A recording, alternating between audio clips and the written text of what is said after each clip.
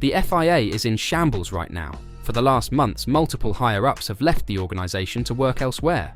Most of them join one of the F1 teams. But next to that, there are rumours of F1 and Liberty Media breaking away under the regime of the FIA to start their own racing series, leaving the FIA behind. And the biggest scoop of all? Toto Wolff is set to lead the new series, taking in a major stake in what will be the next era of F1. Could we really see this happening? And how bad is the FIA doing at the moment?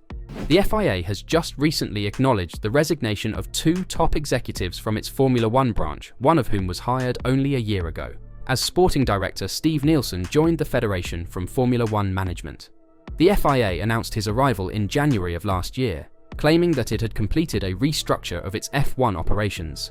Nielsen's departure from the FIA was just announced by the organisation. Tim Goss, technical director who joined the FIA in 2021, is also going to pursue other opportunities. Tim Goss has now also stepped down, less than a month after sporting director Steve Nielsen stepped down. Goss's resignation brings the overall number of departures since December to 3, with Deborah Mayer, the director of the FIA's Commission for Women, also departing. According to reports, Goss will join an F1 team, while the FIA has declared that Tim Malyon would take up Nielsen's old post. Malyon has been the FIA's safety director since 2021, but in his new post, he will report to single-seat director Nicolas Tombazis. He formerly worked with Red Bull for 12 years before joining Sauber in 2015.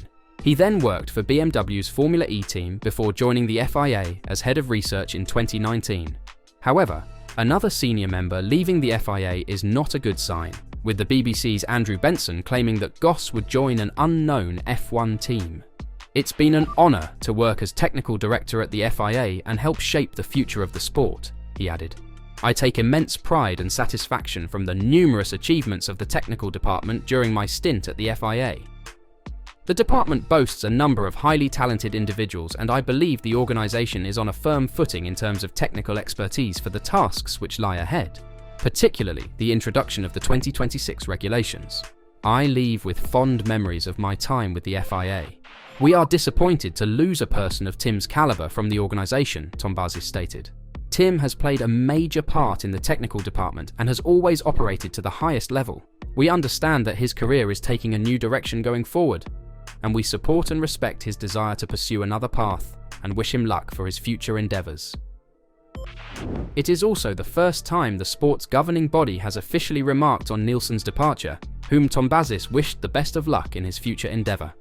Steve has been a fantastic asset to the single-seater department over the course of the 2023 Formula One season and has been part of a crucial year of development and positive steps forward in our activities, he said.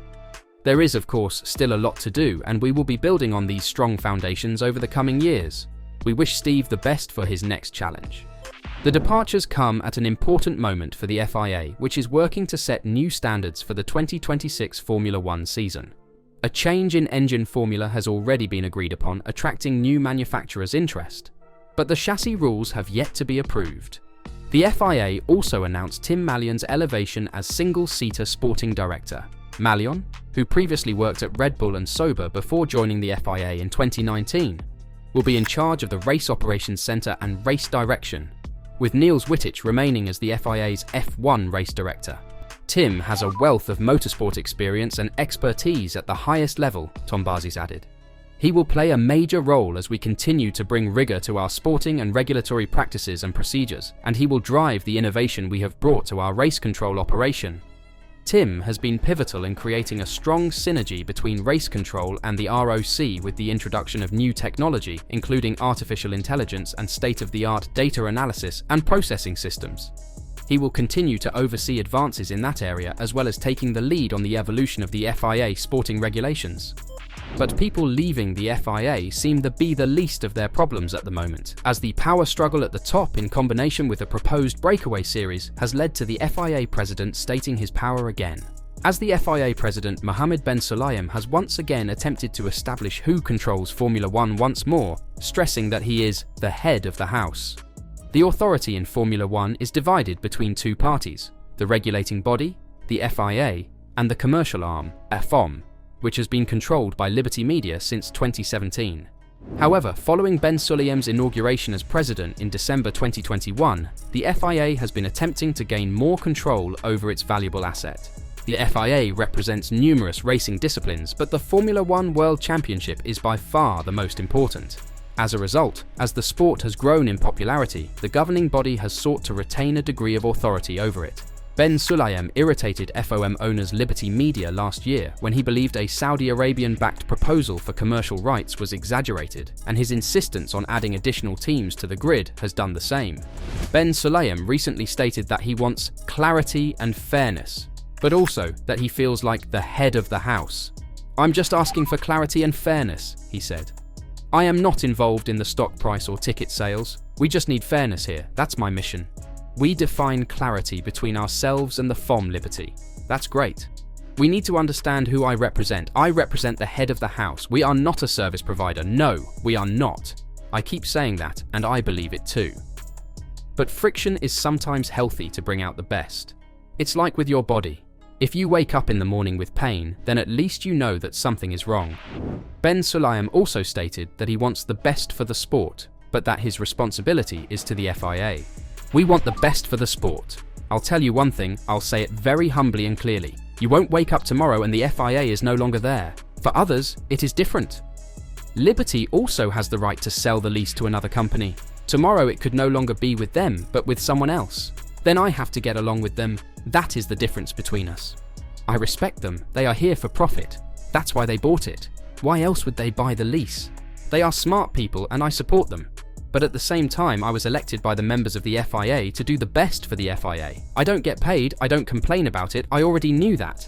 We are a non-profit association. What we get doesn't go to shareholders or directors. Investments are being made again in equipment and training to develop better stewards and race directors. As we all know, the Formula One Championship is administered and owned by the FIA, a French corporation founded to protect the interests of motoring organisations and automobile users. But what are they doing exactly that a breakaway series couldn't do itself? The FIA is actively involved in the governing of several motorsports and competitions worldwide, with Formula One being the crown jewel. Here are the important facts of Formula One's governing body. The Fédération Internationale de l'Automobile is motorsport's primary international regulating organisation. The Association Internationale des Automobiles Clubs Reconnus was founded in 1904 and began organising Grand Prix racing in 1922 through its sports delegation, the CSI, Commission Sportive Internationale. The AIACR launched the European Drivers' Championship in 1931, and after World War II, the group renamed itself the FIA, with the sporting branch called FISA.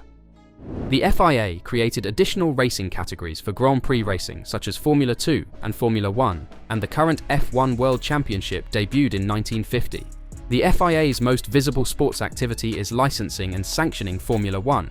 The FIA creates a fair playing field for participants by developing rulebooks and providing appropriate staff for adjudication. It also guarantees that the sport is as safe as possible and that all laws are followed. If a dispute arises, the FIA can act as an independent arbitrator. Land speed record attempts are also certified by the FIA and the Fédération Internationale de Motocyclisme, FIM. The FIA has 246 member organisations in 145 countries and 80 million members globally. Because of its extensive access, the FIA and its clubs can actively educate and encourage members to act safely and make ecologically smart decisions. The FIA is headquartered in Paris in Place de la Concorde, with other offices in Geneva and Valerie. Its current president, Mohammed Ben Sulayem, was chosen towards the end of 2021. The FIA's structure is highly sophisticated and dispersed across its different remits as a massive worldwide institution.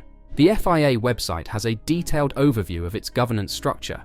On the sporting front, the FIA has recently implemented adjustments to its Formula One organisation. The FIA collaborates closely with Liberty Media to guarantee a thorough and fair championship is staged throughout the course of a season, with a significant component of their responsibility being to detect and respond to shortcomings in how the sport is controlled.